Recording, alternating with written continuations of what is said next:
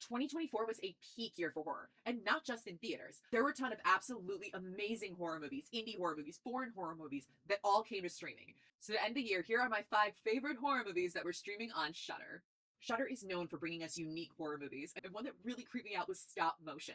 Stop motion itself is already pretty creepy, but add in the whole horror movie element and over the top. Now, sometimes I just want a fun movie, and VHS Beyond was so much fun. It's easily my favorite of the whole VHS franchise. VHS Beyond is focusing more on the sci-fi elements of horror, and a couple of the shorts in here blew me away. Live and Let Die, a short centering around a group of skydivers, was everything I want found footage to be. The cuts, the jump scares, the follow, it perfectly worked in the found footage genre. And Stowaway, directed by Kate Siegel, was beautiful. And I never thought I would say that about body horror.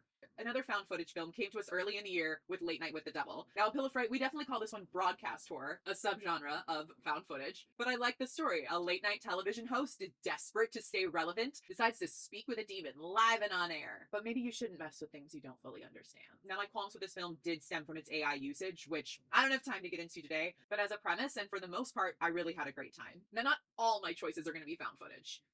Most of them are. But one that felt like the epitome of a horror movie to me was Oddity. Oddity brings it back to the very core of horror. It's ghost stories, it's myths, it's the things that go bump in the night, and what we would hate to be alone in the dark with.